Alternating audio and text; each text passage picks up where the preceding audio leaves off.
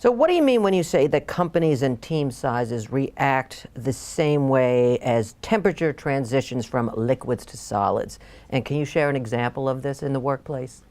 Sure. So if you imagine a glass of water and I stick my finger in, I can slosh it around. And that behavior is always true, except as I lower the temperature. All of a sudden, as the temperature changes, boom. As it crosses 32, that behavior totally changes. It becomes completely rigid. It freezes. I can't stick my finger through that water anymore. But why? Those molecules are exactly the same.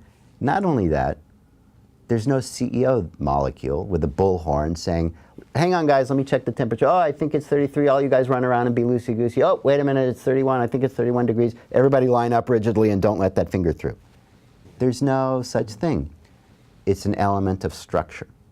There are two forces in molecules. There's one force that wants to make them run around, and there's one force that wants to lock them rigidly in place. They've got fancy physics name, entropy and binding energy. Doesn't matter. Two forces.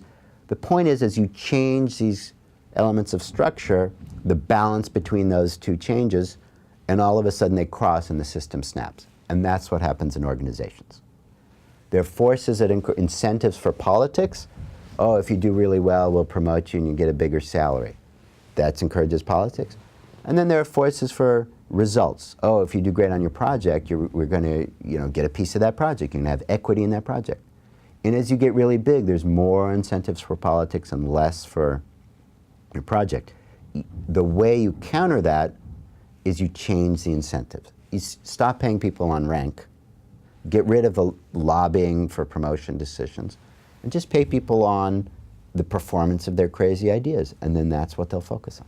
Can you share like an example of a company that's actually embracing this type of environment?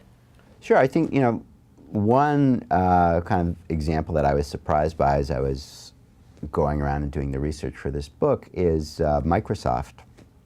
And they have obviously a very successful franchise with their operating system franchise, and they want to make sure that gets to customers kind of on time, on budget, with the fewest quality issues.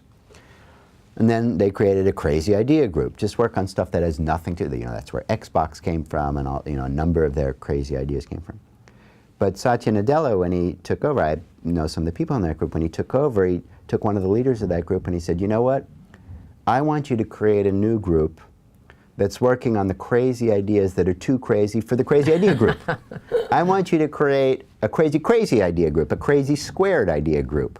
And he separated them from the crazy idea group, which is then separated and created a balance between all of them and made sure that the incentives were aligned for each of them, which are very different. You want to reduce error rate in the franchise group, but you actually want lots of failures in the crazy idea group, because if you're not having lots of failures, you're not trying crazy enough ideas. So we separated the two groups and aligned the incentives with the goals of those two groups very carefully. I thought that was very impressive.